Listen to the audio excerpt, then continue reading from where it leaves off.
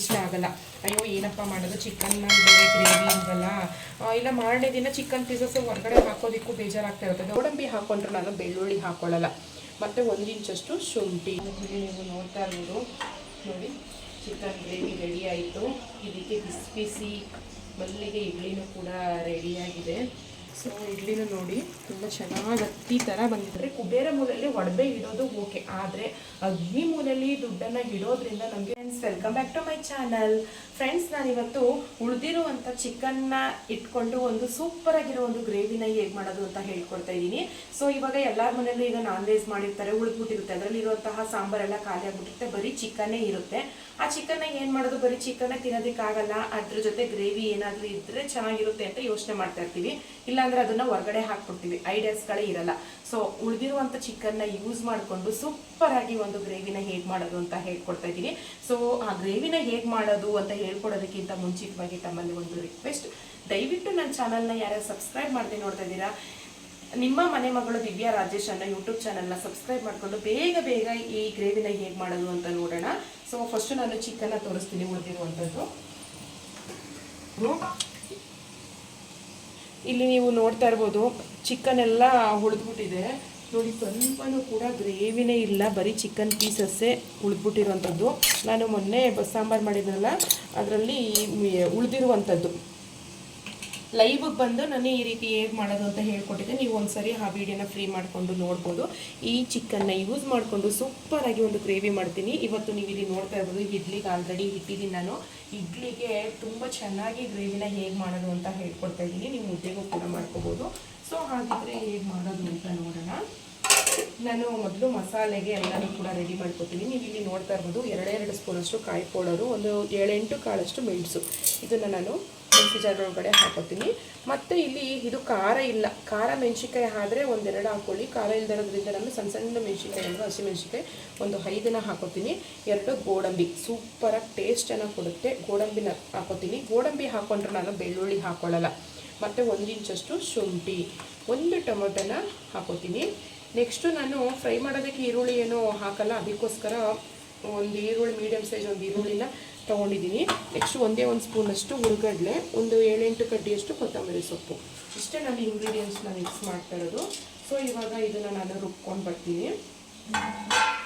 So ತುಂಬಾ ಚೆನ್ನಾಗಿರುತ್ತೆ ಈ ಥರ ಗ್ರೇವಿನ ಮಾಡ್ಕೊಂಡು ತಿಂದರೆ. ಇದನ್ನು ರುಬ್ಕೊಂಡು ಬರ್ತೀನಿ ಫಸ್ಟು.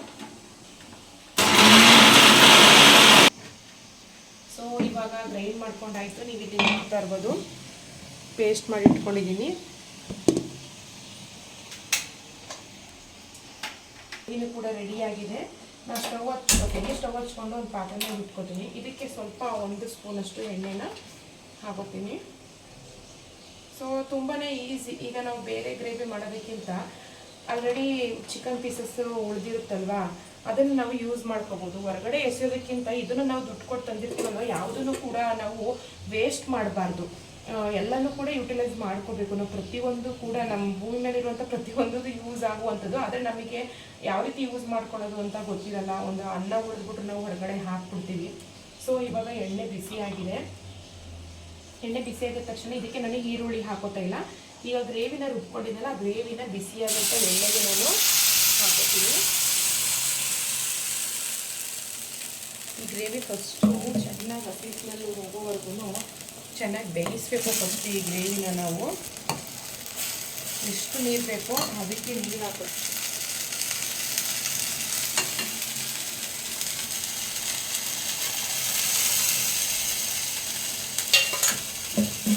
ಸೊ ಇವಾಗ ನೀರು ಎಷ್ಟು ಬೇಕೋ ಈ ಗ್ರೇವಿಗೆ ಅಷ್ಟನ್ನು ಹಾಕೊಂಡಿದ್ದೀನಿ. ಇದು ಒಂದು ಕುದಿ ಬರಲಿ, ಸ್ವಲ್ಪ ಎಣ್ಣೆ ಮೇಲೆ ತೇಲ್ ಬರೋವರೆಗೂ ಕುದಿಸ್ಬೇಕು. ಸೊ ಇದು ಕುದಿಯೋವರೆಗೂ ನಾನು ನಿಮಗೆ ಒಂದು ಮುಖ್ಯವಾದ ವಿಷಯನ ಹೇಳೋದಕ್ಕೆ ಬಂದಿದ್ದೀನಿ.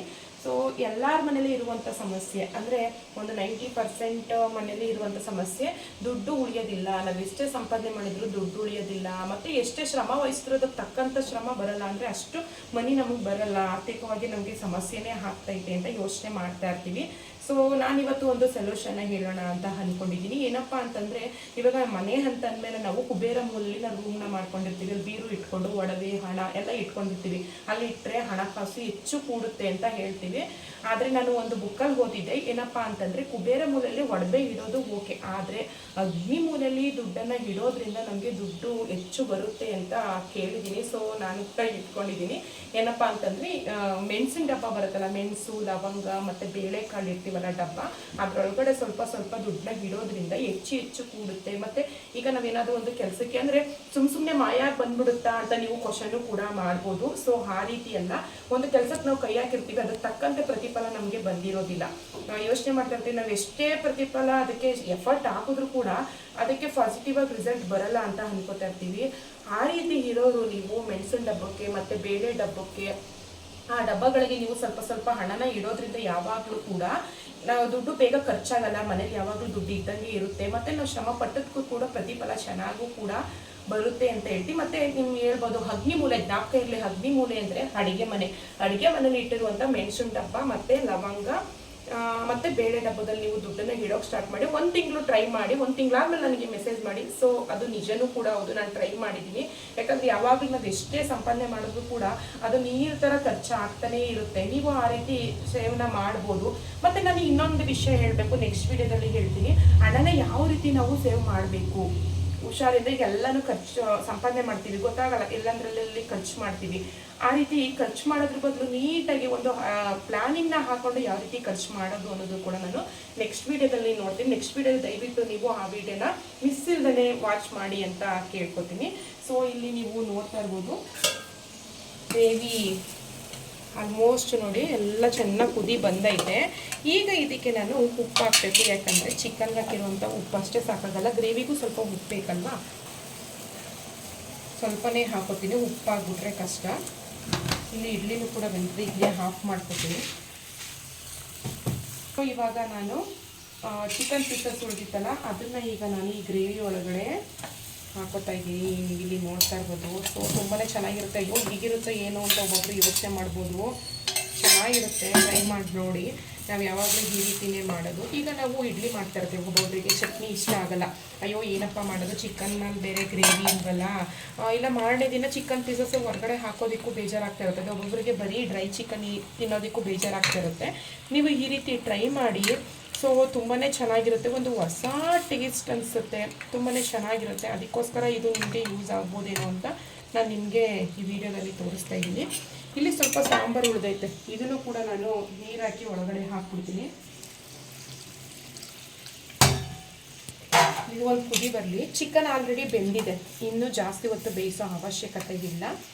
ಸೊ ಇದು ಒಂದು ಕುದಿ ಬರಲಿ. ಕುದಿ ಬಂದಾದಮೇಲೆ ನಾನು ನಿಮಗೆ ಸರ್ವ್ ಮಾಡಿ ಹೇಗೆ ಕಾಣಿಸುತ್ತೆ ಅಂತ ನಾನು ನಿಮಗೆ ತೋರಿಸ್ತೀನಿ.